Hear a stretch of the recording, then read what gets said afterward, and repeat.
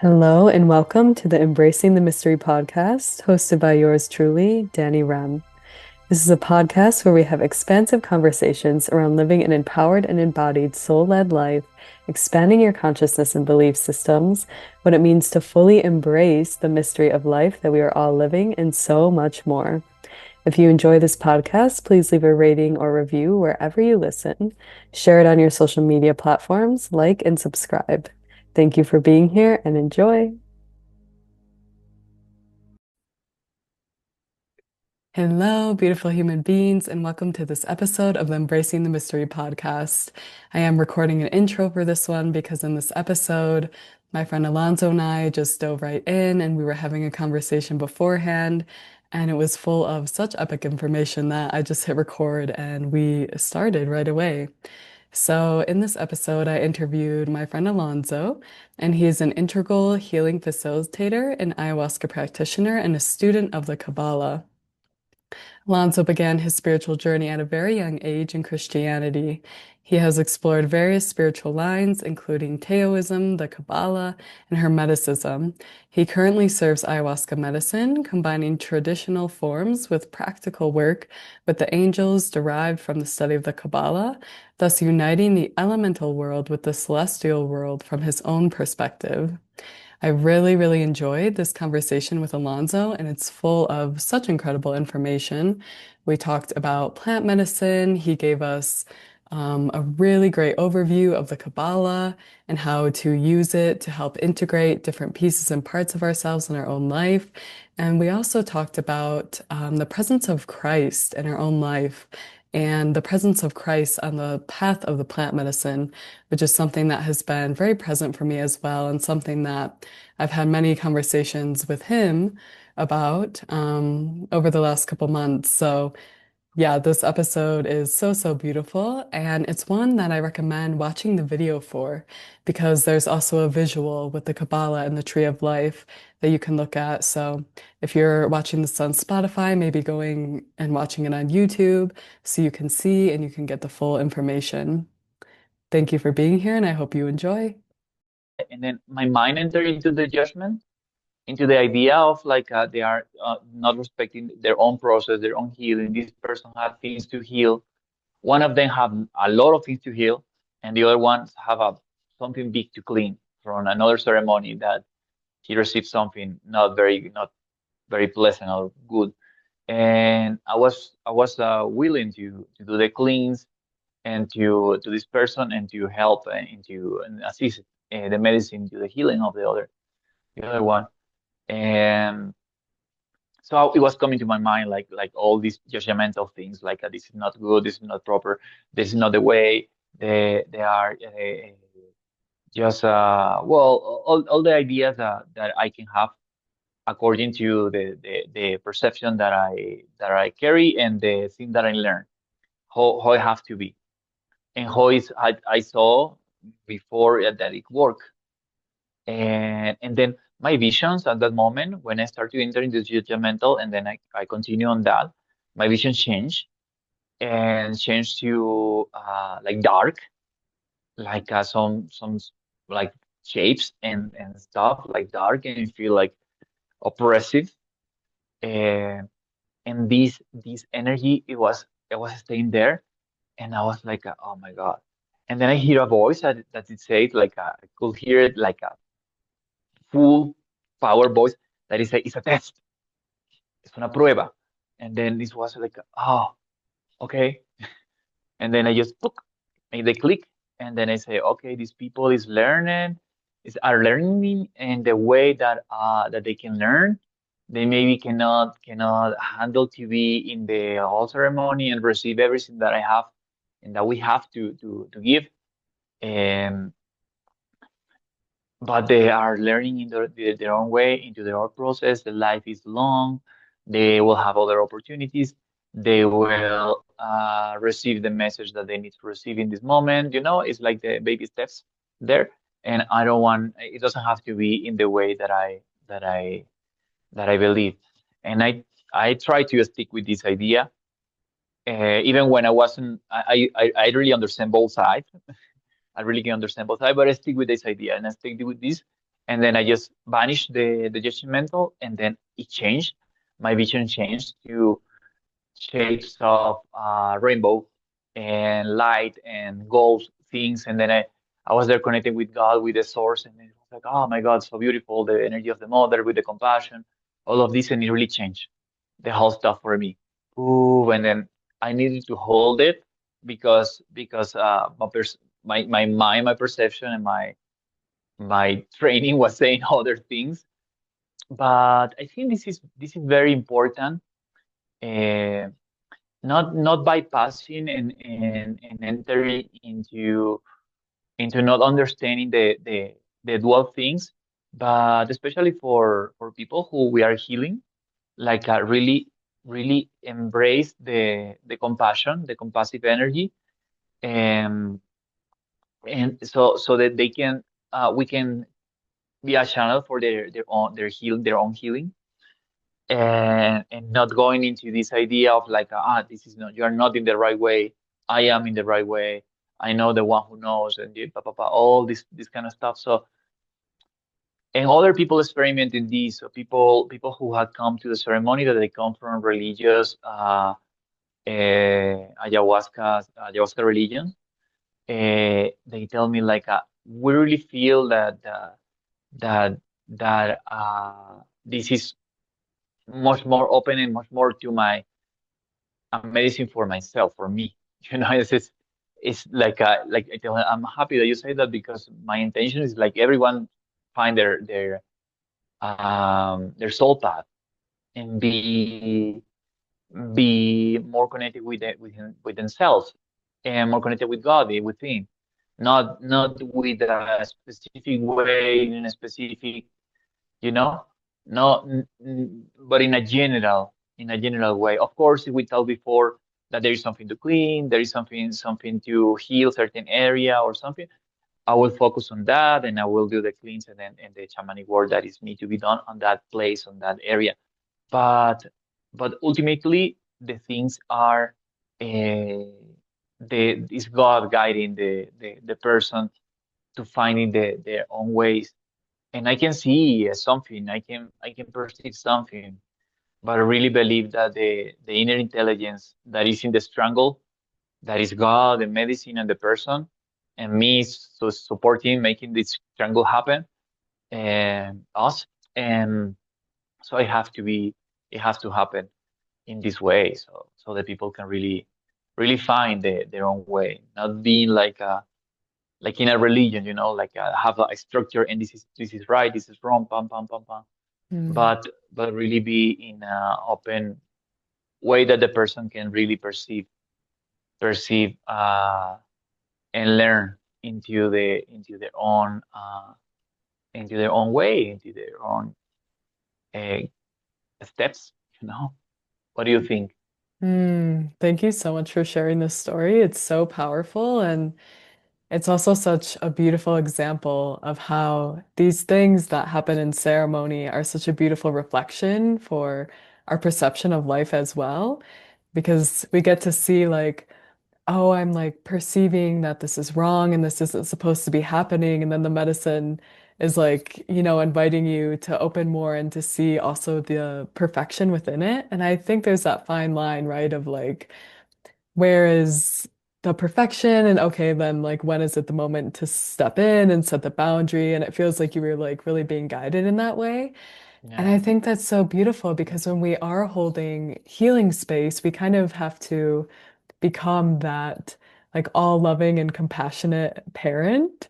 And like you said, like seeing them as like little children, learning on their own. And it's so interesting to me what you're sharing also about when the judgment came in, like the vision's getting dark and things just not feeling fully right, because I really feel that that's something I've also learned on this path is like the power of compassion and how compassion not only helps us like love and accept other people where they're at in their journey, but also like protects our own hearts and our own consciousness. Because so Yeah. often when we're in that place of judgment or projection or making things wrong, like it's coming through our consciousness first. And that negative energy has to flow through us before it's like even projected on the other people. So like that energy of compassion and love, like really I Yeah. feel helps our channel be clear, especially as space holders. So I absolutely love that story. Thank you for sharing it. Yeah. Thank you for these insights as well. I feel it's like well, like the Bible say that with the I don't know how to say in English, but it's like it's in the way that you measure, you will be measured. You Mm, know, in hmm the way that you judge, you will be judged itself. Because there is conscious, there is in the universe, there is conscious, and there is go like, and then when you put something in the conscious, it's like have these ripple effects wherever it is. It is love. It's like, oh, wow, it's love, and then you just find love, and then the love come to you, and then everything is related to love, to growing, to supporting others, to seeing the beauty and seeing the good things in the other people. hmm The good when you go into these good things in the other people, it's like they just go into higher perception, and hmm we can be ourselves, you know, and the people can be themselves. Absolutely. Yeah, and I remember listening to this podcast and it was on stories of the Bible and it was one on forgiveness and Christ was talking about or they were talking about Christ talking about um like forgiving in Mhm. the way that he did and forgiving in the way that you want to be forgiven. And that is something that Yeah. like I've really taken to heart and thought about because we're all human and we all make mistakes and we can choose to be really hard on ourselves, really hard on others, but essentially also again like what is healthiest for our own hearts is to forgive and to let that pain go and also like give the other person freedom. And I'm actually thinking of a quote from Paul Selig. I don't know if you know him, but he's a beautiful channel and he was Mm. somebody I knew on Maui. And he talks about how if you can't simultaneously like live in the upper room or like the higher realms of consciousness if you are still also holding another being in darkness or in the lower realms like through your own projections. And I feel that that is so true and yeah, so powerful. Yeah. Yeah. I find this is super important, and at the same time to understand the qualities of the things without judging. Hmm Like understand the qualities of the things, and is like for example in a friendship, if the person has certain qualities that you find that you probably doesn't want to have this on your own life, hmm it's something that you need to let go or to talk, you know, or to do something about it. If I am transparent and open, and I see the other person is not really being transparent and open, there is something going on. There is not communication. There is no this flow.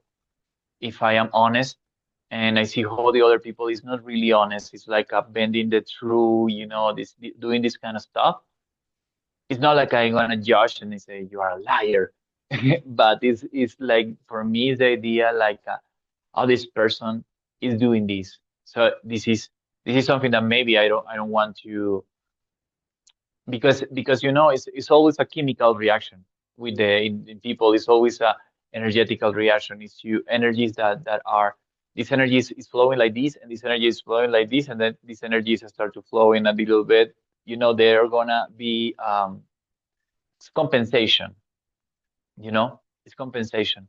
But when we are in a in a vibration that is high and is with love, we can just trying to help the people to be to be more into the right place, into the place that is the open heart place.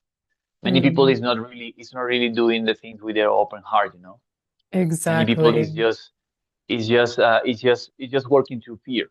It's just Hmm working through something that is I'm gonna hold it, I'm gonna miss it, and I'm gonna lose it, and you know all these perception lower perceptions.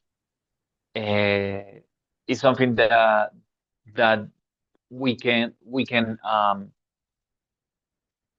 get engaged, completely engaged with this point of the reality. We can understand it, but also understand how we deal with this. Mm, Um, and you know as well, so we are lucky that normally in communities like here, people is most people have have the idea of self knowledge and awakening the consciousness as a value, so that people can learn. But there is also people that are not really learning, you know. They are just I can say kind of the thing when you have a point of view and you already have it and you feel that it's done. Well, all of this stuff that I have behind is about balance. You know, everything's balance. Everything is like a little bit of this, a little bit of that, in order that I can find a third point that the things can be in balance. mhm. And yeah, what Yeah, do you how you see it? I love that you're speaking of the balance because that's really something that I've had to work on within myself because I feel that for so long I was like, my heart was so open. I had like so much compassion. And when I began working with tobacco, which is like one of the main plants that I really love to work with and learn from, he really Yes, taught me like to have compassion, but also with boundaries.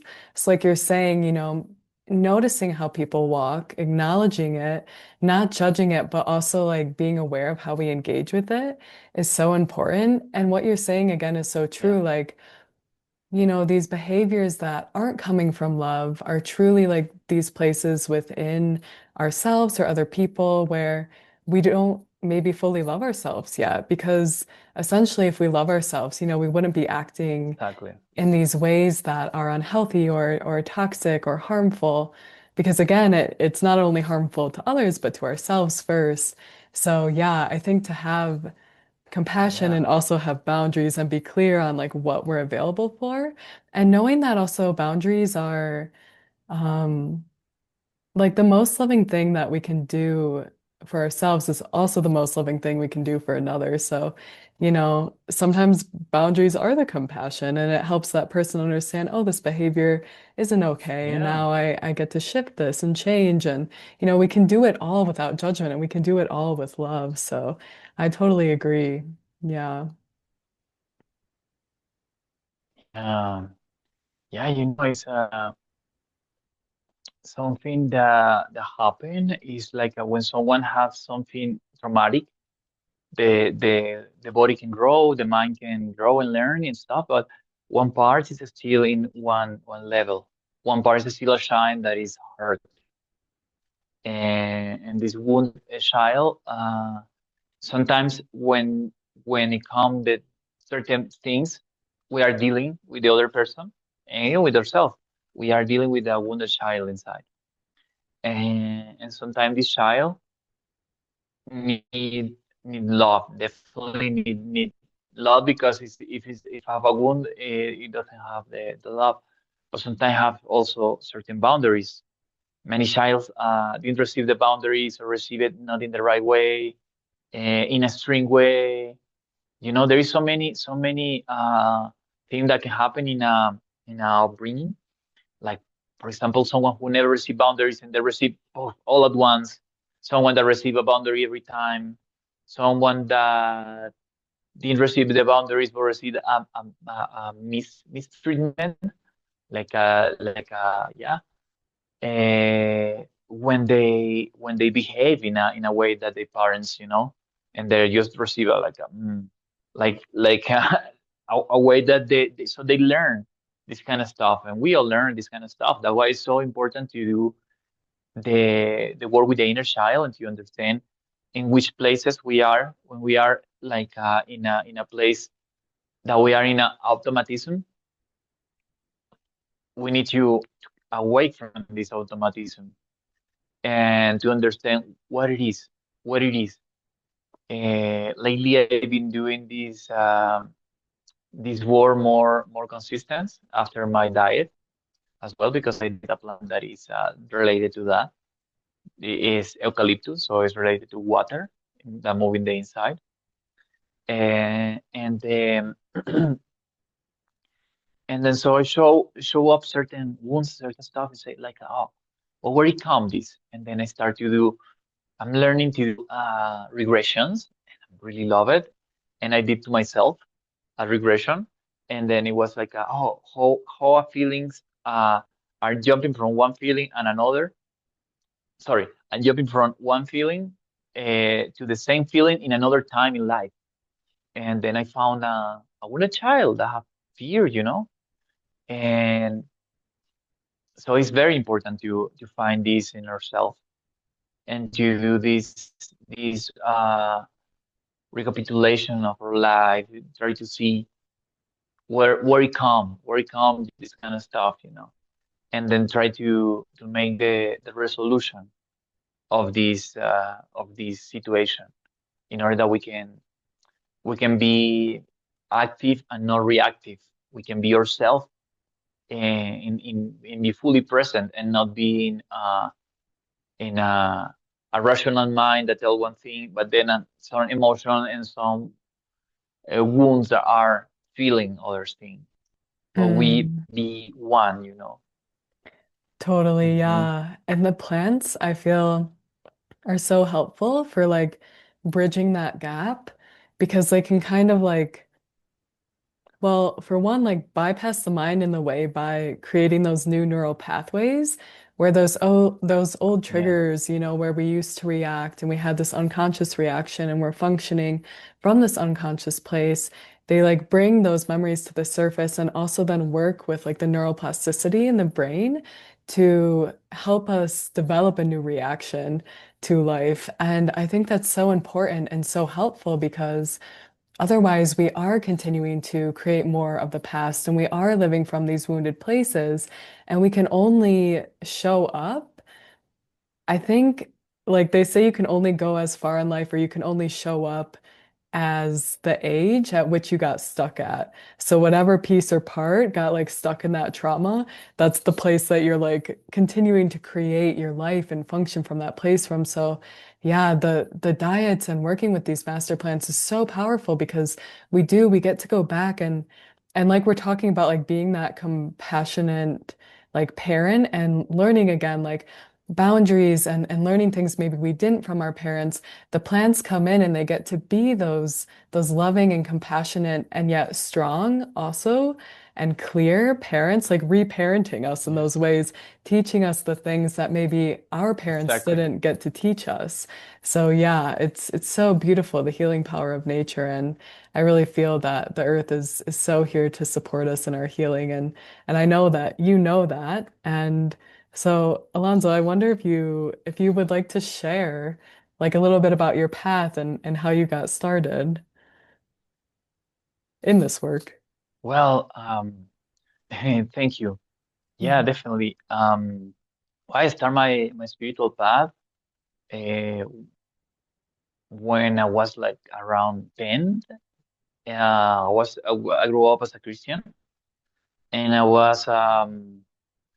we entered in the religion when I was around 9, 10, and then I started to study the Bible to accept Christ in my heart, and coming to all this teaching in the Bible and to understand all these fascinating stories. And and at some point I was always feeling like there is something missing in the stories. There is something else. So when I was around 14, 15, I decided to leave the religion, the church, and I understand that was something else. That was other things. I entered into the practice of martial arts and inner martial arts as well. So the movement of the energy, the chi and the ki, and all this kind of stuff that I was I learned in the religion that is wrong, that is bad, is the devil all over the place. So be careful. And so it was for me a little bit like a path that I was going there, and I was like feeling that there is something wrong with this, there is something, but I still have curiosity of this kind of stuff. And then it took me a lot of time until I find, when I was 19, I find my fear spiritual master, and she teach me about the Kabbalah, and she told me that, well, look, this is the knowledge, and then this is like the the deeper meaning of the Bible and deeper meaning of all the stories, and there is a working with the angels there, and all the names of God that they take out from the church, from the religion, for political reasons, actually, to do not engage in a war with the Romans. They just stay apart, because it was only one thing before: the Jews that believe in Jesus, and the Jews that don't believe in Jesus. And it was just like this until the century number two. So so yeah, I start to study this. I start to study different ways of healing. I start to practice with some birds that was falling from the trees, and I was holding the birds, and I was sending the energy, seeing what's happening, and I was feeling like, oh, it's in my mind. It's because I'm thinking that I'm sending the energy, and then my hands can go warm, and then the birds go get asleep, And then I was doing this without my hands, and only with my thinking, and when, you know, and then every time I was sending the energy, the birds was like feeling relaxed. And then I did it many times with different birds that was falling pigeons, normally. And so I explore different stuff. I explore about the Kabbalah. I study Chinese medicine. I study different kind of healing with hands. And I yeah, I went to different things, and at some point I found the medicine, the ayahuasca, and I'm gonna, I remember the first time that I was about to drink. It was my first thing ever. I was doing a little bit of alcohol and a little bit of weed as well, but not anything else. So it was like not a little bit of alcohol. I was drinking quite a bit for a little while, exploring this as well. But the idea for me in the ceremony in the ayahuasca, I feel like this sensation, and I feel many people have this on their mind, right? Like, I'm gonna lose my mind. I don't wanna believe thinking like I can fly and I can jump over this kind of stuff. I was having this. Wait, Alonso, And now I can, yeah, I have to interrupt you for a moment. That's so funny that you use that example because I remember when I was in yeah, college yeah, yeah. and my mom found out that I was doing mushrooms. She literally said to me, she was like, when people do psychedelics, they think they can fly and they jump out of windows. And I was like, no, mom, it's not like that. Yeah. It's not at all. I No, mean, I think there was a guy that did that, and then it went to the news and of everything. course. Yeah, it was one person who did this in LSD, and after that, I mean, all the parents and all the people that never try it believe on Hmm. that. But yeah, this is the you're gonna lose your mind. You're gonna hallucinate. The idea Yeah. of hallucination, see things that are not there. Hmm. So so I was having this on my mind. I'd read some before, of course, check some documentaries, but I still feel like and now I can explain it in a scientific way that actually is demonstrated that the ayahuasca and other medicines, but the ayahuasca itself is activate the neocortex, activate the amygdala, and activate the hippocampus. So the hippocampus is related to emotions, the amygdala is related to trauma, and the neocortex is related to rational. So you're gonna overly rationalize your emotion and understand your trauma in a more rational way, and will feel in the rational way as well. So that was the thing that happened. I take it, and I was feeling like, oh my God, I feel more conscious about many things. that ever. It's not like I'm losing any conscious. I'm receiving and gaining more conscious about myself. And it was so sober.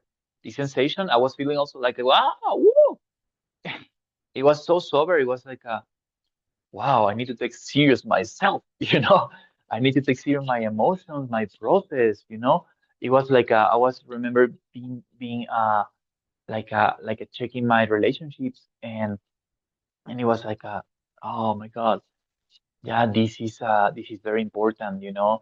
I need to focus more into this and that. I was able to see other things that I wasn't able to see it at the moment. I was just going over my head, and it was so powerful. Also, I felt the sensation that that was the natural state. That was my natural state. I was I was clocked. I was stopped for a reason. And after the medicine, it was like, that is my natural state. That is the real and natural state that I I am normally. And yeah, and I have this crazy theory that we have a bacteria that eat the DMT, which is uh, the active component, the alkaloid in the ayahuasca, and we have a bacteria that it is. It's MAO, and the vine have the EMAO, the inhibitor of this bacteria, in order that the bacteria can sleep, and then we can process the DMT. So at some point in one of the journeys of ayahuasca, I was like, I don't know if I'm receiving or thinking like this story that we find in the Bible about the Eden, and in different places that there was a state, that we was in a state, in a very spiritual state, in a very well connected with God and with the nature, and then we lose it. That this is a repetitive story. In the Taoism itself, they say the same. In the Hinduism, uh, it was like, we get this bacteria. Someone give us this bacteria, and then because the DMT is a tryptophan, so everything have a little bit of DMT.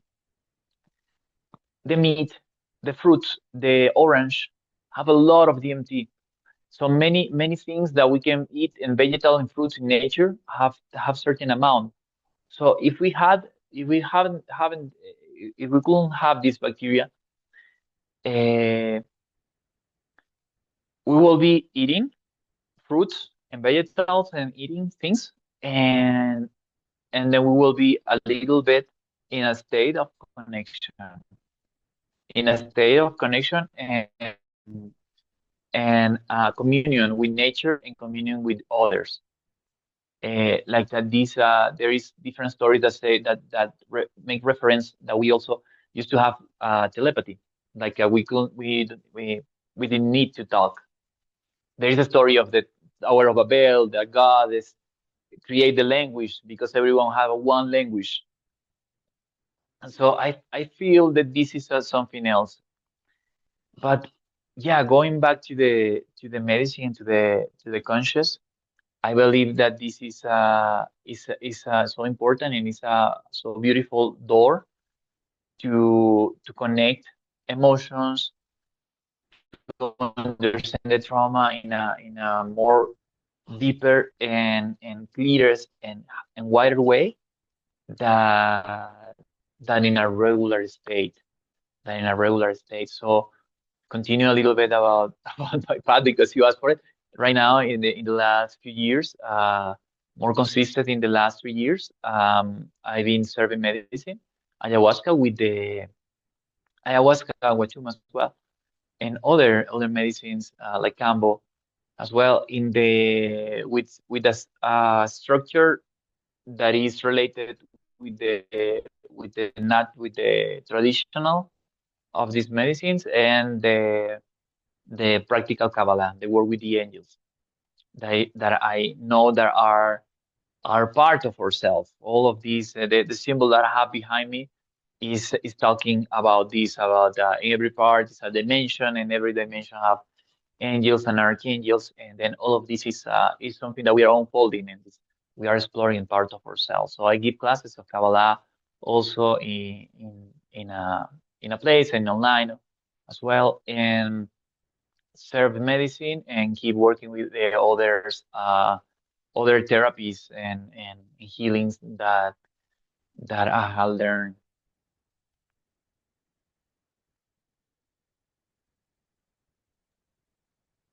Thank you so much for sharing that, Alonso. And it's so funny the way you were saying,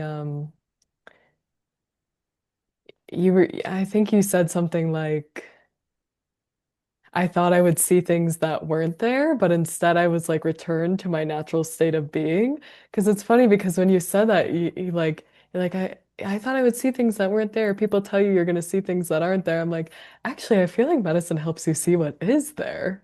Like truly, from a different perspective, of course, there are visions and things, Yeah.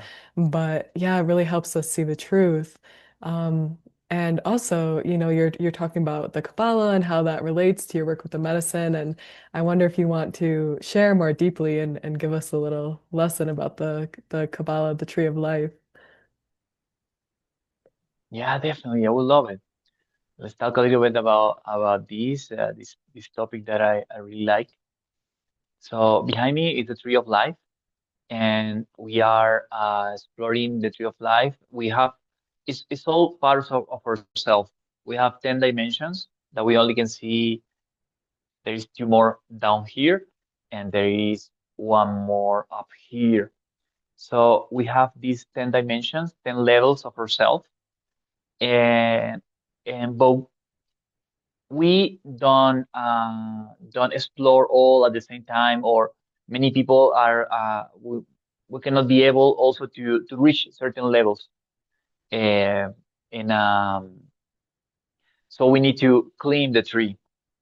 This is what the Bible called the the ladder, right? How you call it? That's the ladder of Jacob. That he have a dream. There was a ladder, and the angels coming and going from this ladder. Is this? Is tan tan tan tan tan. And this is a symbol. It's not like we are gonna go into the astral and see the tree of life up there, and then we're gonna explore. There is other ways of tree of life. One is like circles, like one circle inside of another, like different dimensions, one inside of the other. And the idea is that we have a physical body down here, and this physical body is the one who is our vehicle, and we need to embrace the physical body, love this physical body, take care of the physical body, and take care of our material world in order that we can be feel satisfied with the material world. If we are not satisfied with the material world, we will be also stuck in the material world, and that is something super subjective, like someone can have a lot and still not feel satisfied, so this person is still trapped on it. And there's people that can have a little, but understand can understand other things and can understand himself in a or herself in different ways. And then this person can just go and transcend this. And there is the opposite also, people who have not so much and they are wanting more, and people who have enough and they feel that they have enough. So we need to be in this place that we feel that we have enough, that we are satisfied. Because when you are satisfied, it's like Maslow pyramid, you can climb the other levels. So through this, we can transcend the material world and then go into the purple sphere that is related to our social self and our sexual self. Is how we behave in society. Is a mask. There we have different the different personalities. Personality come from mask, right? And it's like um it's like we can be, you can be one person with some friends, and you are a friend, you are a daughter, you can be a mother, you can be, partner. All of these things are gonna be different roles that we can just take, like like taking a suit and then fit on this suit, and then a healer. All of these are different roles. In the I think it was Jung, there was the one who was saying like we have all different roles, and we have neurosis when we have like a big difference between one role and another. So we need to try to be one inside all of these, something that remain, even when my behave as a partner or as a son is totally different. There is certain things that remain on that. When we find this independence of the roles, independence of the society, when we can be okay with ourselves, we can be fine with ourselves, and not depend of the other. Of if the other love me, I feel good. If the other reject me, I feel bad. I make myself a little ball. And then I need to be in a place that I can be one. So it is the astral plane also. This part is the part that we go many times in medicine, and we see these illusions. The medicine show the illusions, like look at this. This is what you are doing, and then when you can just clean it and then integrate it in yourself, integrate one part and another part in yourself, and then make that this behave, like correct this behave, correct this part, correct, make the correction. We can just transcend the illusions, and then we can just go and clean the other two. And actually, all of these are connected. So these two are connected with the one on the center that is behind of my head. And when I explain all this stuff that happen in this center, but these things that happen need to happen before in these two sides. So what I have here is the mental body and my mental part, my rationality and my intellect or my narratives. And it's in the other side, I have my emotional body. So I have sensation, emotion, pleasure, the thing that I like or dislike. So when I can explore these two and I can merge this on my personality, so my narrative is a narrative how I can uh, the thing that I can say about life, about myself, about others, about uh, yeah, the thing that I can rationalize in this narrative, that we all have a narrative. It's very important and it's very interesting how we can. Napoleon said that it's easier to to tame the mind than the tongue. and and it's very interesting because to the narrative, to the thing that you are saying, the way that you are expressing, the way that the story that you are telling, in the way that we are telling the stories, we are oof, able to decode ourselves and to see what is this social self. So it's very important to understand the from when we have in the heart, the mouth speak, right? And and also we can decode these through our emotions. We can go to the narrative and decode the narrative, understand what we are saying, but also understand what we are feeling. Sometimes we have a feeling and we don't know where it comes. So what we do is like go back to the feeling, understand when it was the last time that I feel in that way, and maybe make this like we was talking, this this race of going from one place to another, from one moment to another, like in a regression, for example, and then understand what is the narrative behind. This is what I interpretate. That's why I am feeling this stuff. So this lower triad that we have here in this big triangle with these all lower spheres or sephirot um, have the qualities of being the triad of personality, right? is the astral triad. It's a triad that doesn't lead us to go further, to go behind the veil. There is a veil here in this area. When we can pass this veil, when we can be independent, when we can be with ourselves, when we can understand our emotions and see our emotions in a beautiful way, yeah, as a compass, and we can see our mental body or rationality or narrative as a map, and we can really see it this way. We are just going into the sphere of Tiferet.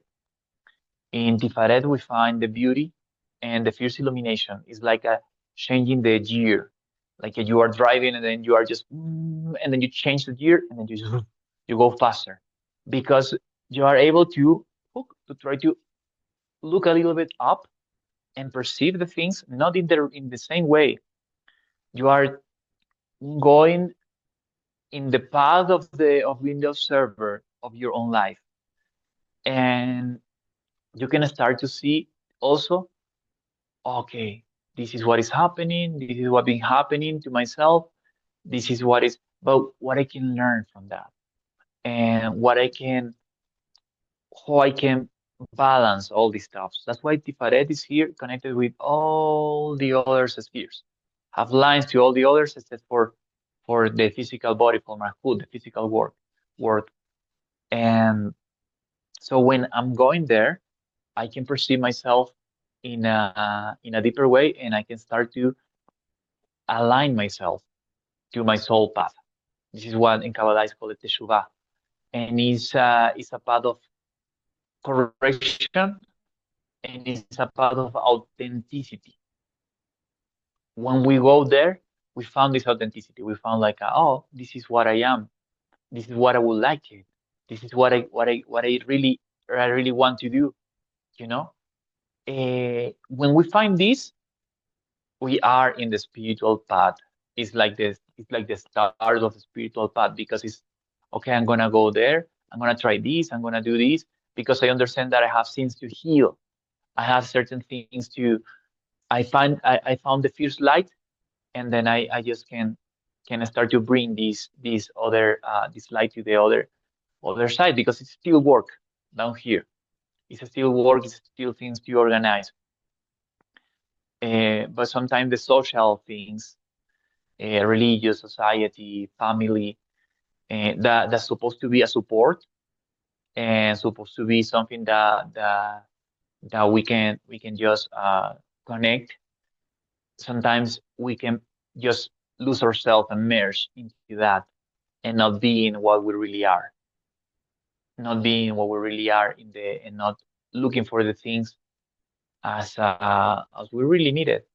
That's why sometimes we need to go into this path of the lone wolf and being a little bit into with ourselves to understand ourselves, not too much into the society, into the whole stuff. As to go into this inside and see what's going on here, because there is the other's energy make you react and act in a certain way and not being authentic in ourselves. Through this, when we find this light in the palette, we need to balance with these two sides. With this is the right, the the left part of the tree, and this is the right part of the tree. And in the left part, we're gonna find the severity or rigidness and discipline and boundaries. And in the other side, in the right path, we find compassion and love and expansion and wisdom. And these two sides need to be in balance, not too open, not too much into giving, into sharing, into you know understand that this is super important, and from this we are gonna go and thrive definitely. But in the other side, we need to have certain boundaries. We need to have discipline, all this kind of stuff. The things, one of the thing the topic that I talk in my classes, is like how sometimes We come from structures like this, in spirituality, in religion. Like I follow the rules in societies, follow the rules, behave, you do this and this and this and this, and then you're gonna get to see God is gonna love you, or you're gonna be part. And then people go to the other side and then go to certain spiritual path, or not, sometimes not any specific spiritual path, just to take it from here and there and that. And then they just try to see and perceive all of the path of here, of feelings of universal love and compassion, as the spiritual path, as this is the true, because the other side is not the true. And the Kabbalah teaches like it's something in between. It's really something in between. It's all the time expansion, control, and that by a contraction. And this expansion and contraction that the Chinese knowing very well in the image of the yin and yang, is the thing that are gonna make us to walk. We all the time are going into one side and another of the tree. And we finally go and clean these last three spheres. I'm gonna move the camera for that for a little while, and then we can just go up here into this triad. While this was the personal triad, this is the moral triad, this is the abstract triad, or the archetypical or spiritual triad. When we go there is a sphere that is in between, that is here, that I tell the artist to make this drawing not so clear, because it's that is the knowledge, and this knowledge is the one to allow us to go further.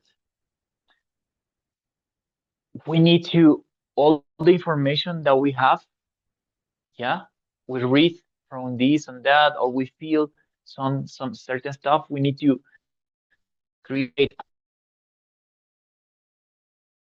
in time a mental response of that, understanding. This is the name of understanding, and here we have wisdom. And these two energies, these two informations, need to be in balance.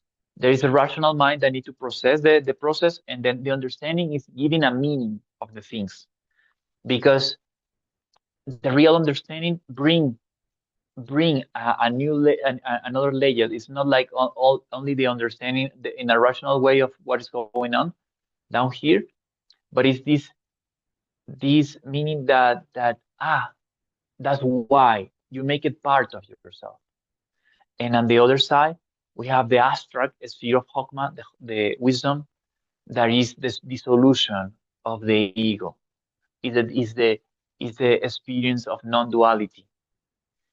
When we find these two paths, we have the experience of non-duality, and we can, one part can really understand this and can process this.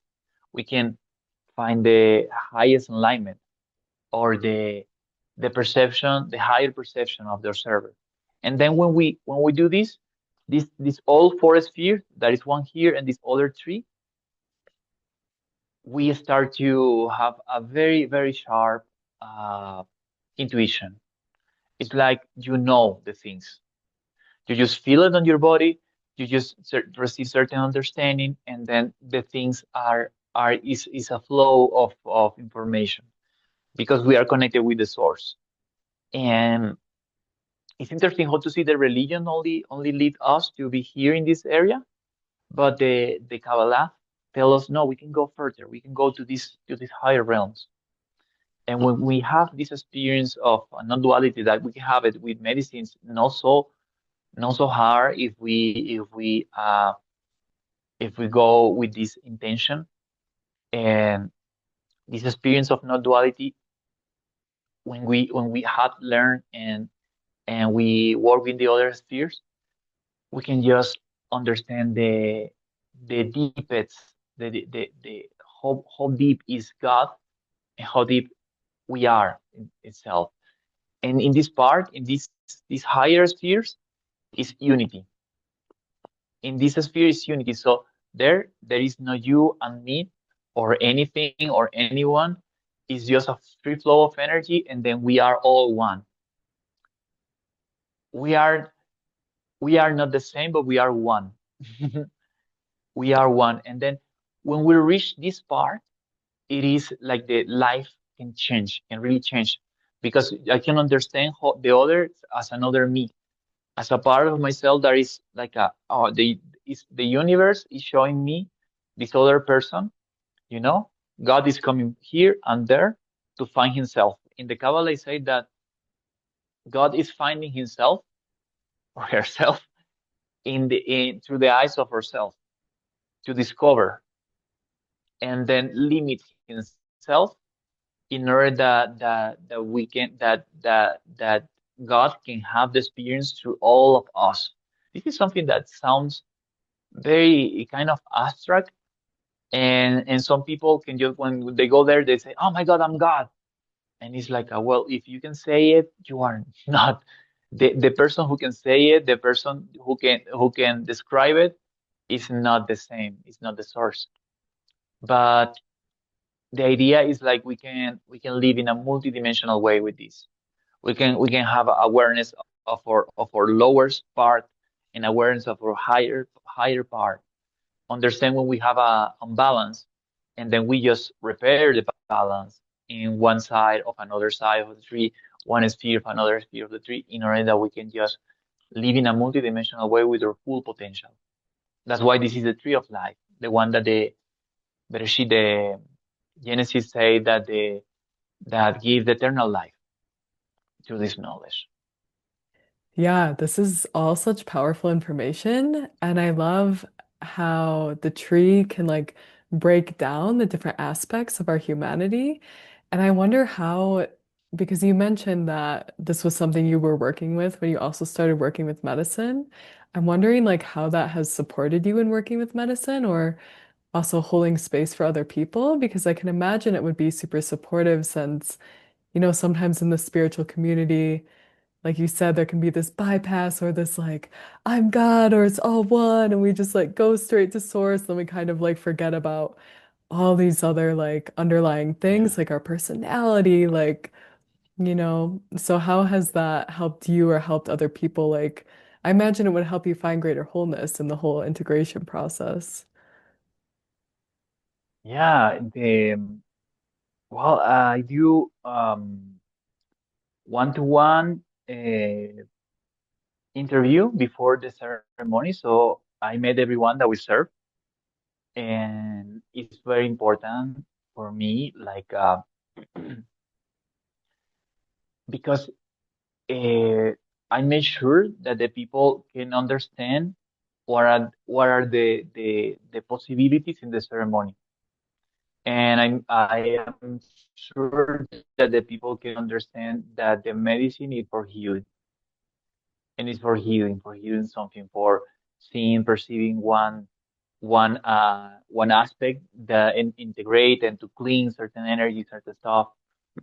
I remember, for example, there was this woman, a healer, and she have a lot of experience, and she's a friend of a friend that she had drank with us different times, and she was coming to her first ceremony ever, and I told her like okay, I remember to meet her in the street some day before, and tell her, look, we need to talk before the ceremony. Oh, don't worry, my friend told me everything. And I was like, we need to talk. And it wasn't the time for that. For they came early for the day of the ceremony, and then we started to talk. And then she wanted to connect with her power and her shamanic root and her healing power, and like with her guides and all this kind of stuff. That was super good. That was okay, but I told her like, and what about yeah, relationships, and well, the thing is that she had a 7 years relationship that she finished, and then the last 2 years she was struggling, really struggling with that. And then she just, I told her like, it's important. This is something important. It will be time for the other thing, but this is also something very relevant. wow, she has so many things to she has like a ball on her uterus, like super strong things like a cleaning and cleaning and cleaning and cleaning and take it. And so I work with the Kabbalah and with the tree of life to understand where is the imbalance on the person, and without explaining the whole tree. It's of course it's easy when the people are there already learn, and some people had did it, and but I I try to see what is the imbalance, and then I try to show them like, look, maybe this is important, this part is important, maybe the medicine like is important also how you express the things, you know, like if you go to the medicine and tell it, oh, destroy, I want you medicine to destroy my ego, you're gonna receive from this side, you know, too much fire there. You know, you want to go to transform my ego, transform my personality, help me to understand myself deeper, to love myself deeper, all this kind of stuff. And in a this is in a psychological way, but in a practical way, in every sphere of the tree of life, there is an archangel, angels, and names of God. So I work with this through the energy that I'm working in the ceremony, and I make these calls, and then I feel the energy. Sometimes I have the vision, sometimes the people have the vision as well. But the idea is like they are helping, or I am helping God and the medicine and the person to heal and to clean and to connect them with their true self. And the angels there are there supporting very much. My master of ayahuasca, he was he called himself a Rosicrucian. He was singing some books of prayers of Christian prayers for exorcism and for cleaning and for healing and for different stuff. And many of his Icaros are was coming from these books. And it was so super powerful to find the Christic energy, Christic conscious in a such a beautiful and humble way. And so it's been the Christ is been all along in different backgrounds and different ways.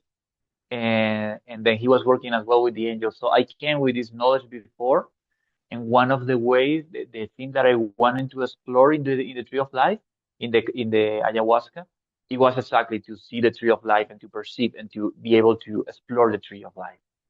That I can have visions and have experience to each sphere. So in many ceremonies that I did held, I was like doing the prayers and the way of working, and then go into this dimension and to perceive this dimension and to see myself into this dimension. And it was yeah, kind of very abstract and to yeah, it's like it's I find this like it's in a different, it's like diet in different plants, you know, and then it's like meeting different spirit, different energies. So it's the same with the tree of life. And yeah, this is how I work with the tree of life on the ceremonies. It's been really, really beautiful, really helpful, and yeah, I'm still amazed, and I love it. Hmm. That sounds really supportive. And I think it's always so powerful when we already have these like tools or resources or practices, in our daily life that we work with without medicine. And then you can go into the medicine and you have something you can call on or like a tool or like your breath, in those moments when, we need to Yeah, pray or we're having a hard time. And you also mentioned that Christ is coming or is there, along your path in different ways or different forms or in different experiences. And I wonder if you want to talk about that a little bit because I know that you and I have had our own conversations, just the two of us, about Christ and his presence and his teachings and how they relate and they also support this path. and bring balance. It's like the plant medicine, Yeah. like you were saying, it opens our consciousness to give us sovereignty into knowing ourselves, which is also what Christ talked about. Like, know thyself was a very important concept. And then the teachings of Christ can kind of come in and balance, like, again, how to walk in a good way and really support the teachings that the plants bring as well, also within the diets. So I wonder if you want to elaborate on that a little Yeah. bit through your own experiences that you've had. Yeah, definitely. Yeah. So it's been it's been a journey because it's from the start, I grew up as a Christian, and then at some point it's like you maybe put everything in the same box. Many people have this. For me, it was like I knew that was something weird with the with the religion itself, but Christ was something special. Was something there that is it was something that I feel that I can stick to it.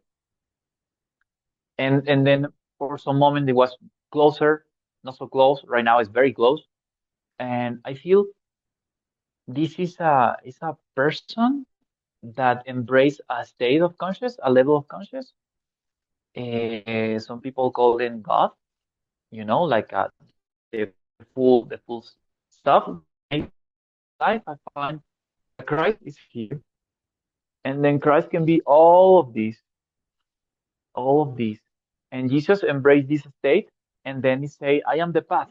You know, the path is the cross. This is the path for all of this, for all the other state of the mind, the state of the conscious.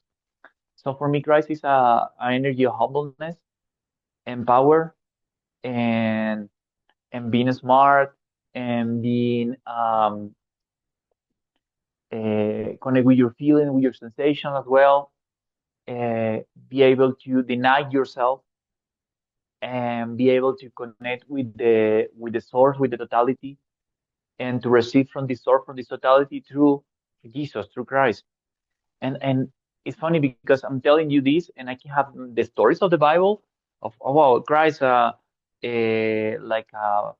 transforming the wine and in the water and wine is here, like hey, just go, enjoy, have party. I'm here for that, for supporting that.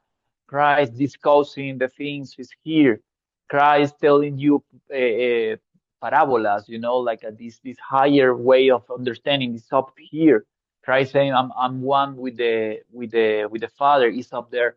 So all of this, and it's a very very important central part for ceremonies. Sometimes I just doing or Father, the prayer of Christ, on myself while I'm in the ceremony, and this really bring a light and a support, and I feel like this has to be in the life of many people. I encourage people go again to Christ. Pray your or Father, make your prayers wherever are there. Make a pray one to one. Make a conversation there in order that you can really connect with this because it's such a powerful master ally in connection with our true self. It's for me, it's like it's a saying in the new age they call it the true self. If you call it as Christ and you have already a background of Christianity, you already know there is certain values, there is certain base, and these values and this base are there into your life. So it's my rock that the prophet say, the apostles say, and this rock is through this rock I create the temple. I create the wherever it is. We can create through this rock to this base because when it's this base, you go back again into that. What will Jesus do that you say it in English is something that we can really really embrace into our life and to understand that Jesus is he have all of these. He have all of these. I don't know, some especially in the Catholic religion, I think there is this idea of Christ very like a lamp, the lamp of God, and very like submiss and this kind of stuff. But Christ also was also there in the heroic part when he was destroying the market in front of the church, and have this stuff of boundaries. It's a guy. I don't know if you're seeing the Chosen. I really love it. If you haven't seen it, you have to. I haven't seen it, but I've heard of it. And that story you mentioned of him like flipping the tables at the market, that's one of my favorite Yeah. stories. Yeah, Yeah, because exactly. Exactly. I was just gonna say, like, people again can perceive Christ as all love and light, but really, like, I perceive him as truth. And, in that story, Yeah. I love that he's calling out what's not in true alignment and integrity, you know? Yeah. Yeah, exactly. And it's about this. It's about something in between, the esoteric information knowledge about the cross is like the masculine and the feminine. Is the spiritual and the physical. It's like the connection with two energies, and then find these two energies find the balance of this. And I found that this is like you say, it's true, it's reality, it's see the things clearly, and be able to navigate and to understand that you receive the love of God, but you also receive the um, you need to go back onto your track if you're losing, if you're doing things that are going against you. And I think the idea of Christ living in ourselves, living in our heart, is the same thing that before it was like a in the Kabbalah they call it the holy guardian angel, and then it's like a being that is there, that is supporting us, that is helping us, and then it's our higher conscious, it's our higher self, and is different stuff. When you have it as Christ and go back into that, you're going to receive the truth, the reality as it is. And that's why sometimes it's when there's people in religion. I used to be like a little bit like, oh my, this all this information, all this knowledge, and then the religion is always tell you like, stop, don't go, don't investigate so much, don't, you know, the tree of knowledge is everything happen for the tree of knowledge of good or bad. No, don't go into that. Don't have discernment. For me, it's the base of many things of power. Uh, but the people can even into these structures, they can have a super powerful and moral values, and a super powerful understanding about themselves and about life. The only thing is like they cannot awake the multidimensional beings that they really are. They only perceive some dimensions, not the highest one, and they only perceive some dimensions. But for me, it's very important to have a base into that. That's why this knowledge in the Judaism is supposed to be after 40. When you already have a full life of study, of family, of work, of different stuff, and then you are already settled.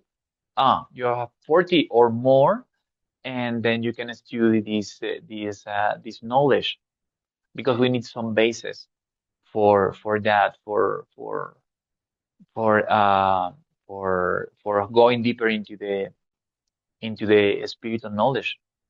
But if you already have the basis, and you are 22, it's totally fine. You can just go and clean, and perceive the whole picture of what you truly are, and what God is, and what the universe is.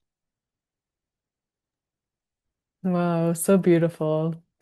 And I'm just thinking of we had a moment on the phone like a week ago, and we were talking about how Christ is like so pure. It's like such a sense of purity when we're connecting with that energy or speaking his name over Yeah. ourselves or opening conversation with him. And yeah, how would you describe like that sense of purity or how that feels for you?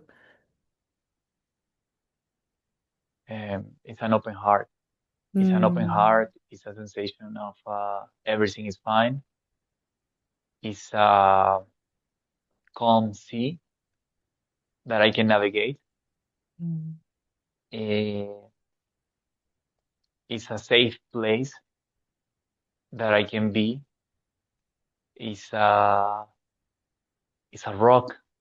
It's a warm sensation on the chest, definitely. That is gonna that is gonna bring ease wherever this a storm, you know. And it's something that everyone, or I think all the people that already had some some knowledge or some upbringing, Christian upbringing, that is basically everyone in the in the Western world can connect, and it doesn't have to be related with religion. It doesn't have to be related with a structure or with a society, because it's a I know there is people that will create a religion in particular, through this, and they have done many awful things. But Christ doesn't support that. It's just they bring the name, just they get some books. I'm willing also to start again with the apocrypha evangelics, just to do this part of what is the part that they don't put in the Bible, you know. But even in the Bible itself, uh, when he speak in the evangeliums, when he referred to the others, is full love and full power and full masculine, full feminine at the same time, you know. It's the complete the complete of something that we need to emulate. We need to go into that state, but definitely it feels safe, it feel calm, it feel a father. mm. I love that so much. Thank you. And you could really feel it also when you said it. I felt like you brought us into that state of peace and love and calm. Yeah. And that's something I think about. There's a saying in the Bible, and I think it's my yoke is easy and my burden is light. And so sometimes in life we are My trying what? to, Can you repeat? my yoke is easy and my burden is My light. joke. Ah, my joke. Uh-huh.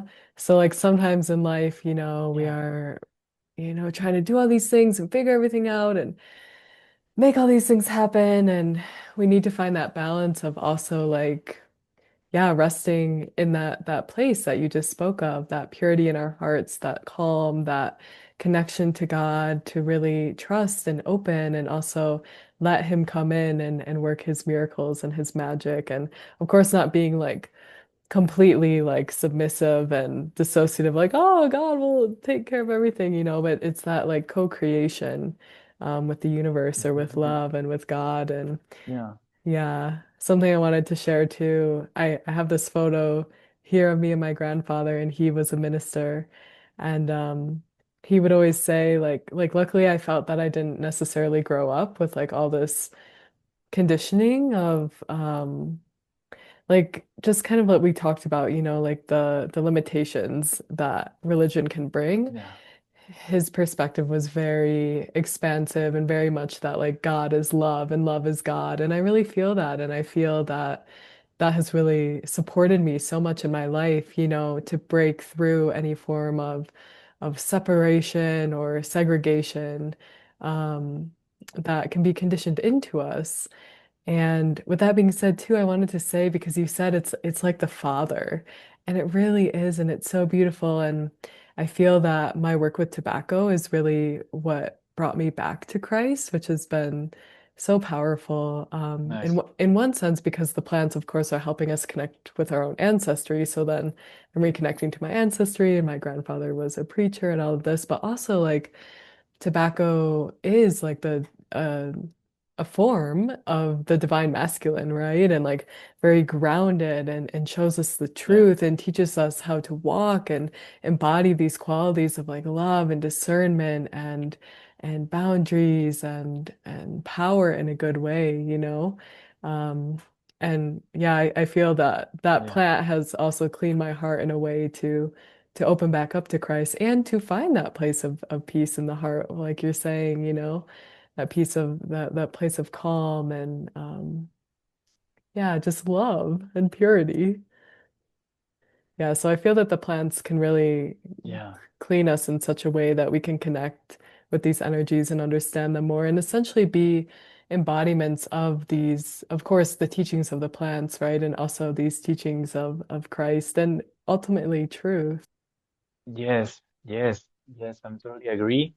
I Well, I study I did my dieta of tobacco with a student of the same of the master of your master, you know. And I don't know if I told you. I think I told you. And I remember that it's something that in the diet people drink the tobacco. It's not Mm. like a smokable or and it never inhalated, you know, for understanding that Hmm. the people have this clear. So it's I remember that it was uh he told me there was different stuff that you do, but after right after drinking, taking a bath, and then laying down, and he said like connect with the light of Christ, connect with the light of Christ, and then I was just there connecting with the light of Christ, feeling this open heart, and it was the tobacco was showing me all of these maybe overly masculine thinking and action and stuff, you know. Like for some people, I know that some people showing the fears. It's like facing the fears. For me, it was facing the yeah the beast or the uncontrollable part of myself. And it was like a showing me, showing me, this, showing me, showing me, and I was just connecting with the light of Christ, and then it was like easing and taming the beast, like with a you know, like a riding a savage horse, and then be able to be there and to control and to but also to understand. Um, it's so powerful and so Christian. I don't know if it's because we have the same connection with the same line of people that are Christians as well, and or because the plant itself have this connection. But I feel that is something very is the divine masculine there in that plant, right? And this is what Christ represents for many of us. Absolutely, yeah. Yeah, tobacco is such a clear example of the divine masculine and Christ as well. So it makes sense that, you know, the two would be connected, or we would connect with the two energies from connecting with that plan and opening ourselves in that way. And so beautiful. I feel like this is a good place to stop. And I remember Yeah. last time you did like a little like invocation for us at the end. Would you be willing to do that again? I think it was with the Yeah, archangels or well, something. yeah, it was something like this. Is with the names of God Yes. in the spheres of the tree of life. And so it's important to understand that the Bible have the different names of God, and the Hebrew Bible still have it. They take it out this name of God, and I think because a few things, you know, you do not engage with the in a political way, to do not engage with the Hebrews, because in the century two after Christ, the Hebrews they start a war against Roman Empire, And the Jews that believe in Jesus, or the Christian that we can call Christian, after that they call themselves Christian, they say, "Oh, we are not going to enter on that." So there was, because they was persecuted by the Romans, and then he said, "No, no, no, we are not the same." So they changed to the Sunday, the sacred day, not Saturday, and they changed the different stuff, the different things from the Bible. Also, they received a Bible that is that it was in Greek, right? Because it was the Hellenistic people there in this area that I don't remember right now the name. So the idea of this is to make a cross, and it's in this way. Normally we do it a step on, and then it is from here to the forehead, and then to the feet, and then to the right, and we project the light, and then to the left to project the light, and then we just open up, and then we just close it up. And then we are working in the tree, not in this way, but in this way. So we're gonna have yellow light in the center, blue light in the right, and which is expansion, right, in the Hindu tradition, and then red light into the left, which is the contraction. And we are gonna pronunciate the name. So we're gonna say, I'm gonna say, if you wanna do it after me, or the people wanna do it after me, I'm gonna say the name, and then I'm gonna vibrate the name. So when I say the name, people understand what they are gonna vibrate, and we can do it. And we're gonna visualize these these five spheres. We're gonna visualize this one on top here. We're gonna visualize this one here and this one here, the yellow in the chest and in the feet. We're gonna visualize not this sphere, but we're gonna visualize the Earth, just the planet Earth. And then we're gonna say, we're gonna breathe in, bring the light from the center of the universe, and we're gonna say, Ehe ye, Ehe ye. We're gonna say, Adonai Haaretz, Adonai Haaretz. Sending the light from the center line, the yellow light, blue light in the right, and I touch the right and I say, El, El. I touch the left and I say Elohim Gibor. Elohim Gibor. I open my hands and I close it here and I say Jahava Eloah Vedat.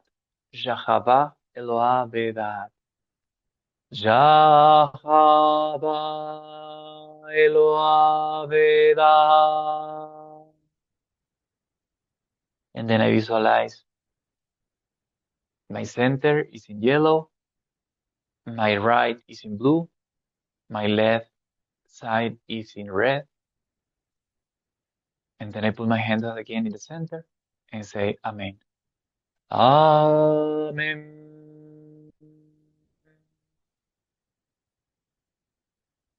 Mhm. Very good.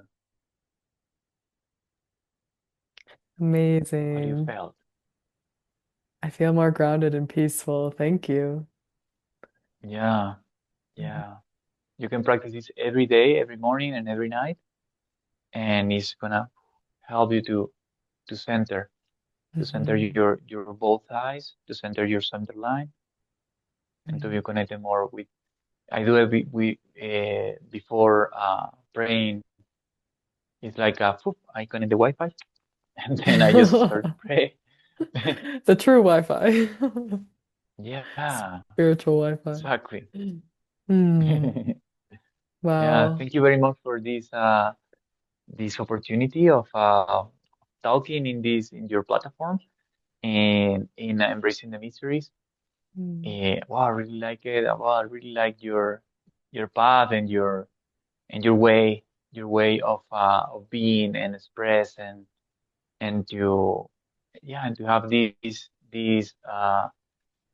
connection. Yeah, it feels very natural, very nice. Yeah, like meeting and talking. Thank you, Alonso. Likewise. Yeah, I'm super grateful to know you and have you as an ally and a brother here in the Valley. And I know Of that course. I've worked with you on some things. You've supported me in the past, and so I want to know if you would like to share about your upcoming offerings, if you have anything. And of course, I'll put all of for anyone listening who wants to connect with Alonso, I'll put all of his links in the show notes. You can find them below, but also just giving you the space for a moment if you want to promote Yeah. anything. Yeah. Well, if people want to know more about the tree of life and want to receive healing of energetical core releasing therapy or Akashic record readings, um, and I am available for doing this online. I live in the valley. I serve ayahuasca, Kambo, and Wachuma medicine with my partner in ceremonies. So you also can connect with us. You can connect with us through www.almatierra.com healing. I'm sorry, almatierrahealing.com, and you can find us there. Uh, or through my WhatsApp number, which is +51 928 eh, 756 756 238. I never say it in English. And and yeah, but in the website you can find as well the, the information for connecting with us and with me. And yeah, everything that I can help, I am there. Try to supporting the people in their process. Awesome. Thank you so much, Alonzo, for your time today, for all the information that you shared. It was so powerful. And yes, everything will be also below if you want to connect with Alonzo. And yeah, that's Yeah. it. Thank you for tuning in to this episode of Embracing the Mystery, and I hope you enjoyed. To stay connected, you can follow me on Instagram at Danny M. Rem, or follow and like my Facebook business page, Danny Rem Embracing the Mystery, where I share weekly live channelings, guided meditations, and content to help empower you to live an authentic and embodied soul-led life. You can also find the links to this information in the bio of this episode. Thank you for being here, and I hope you enjoyed.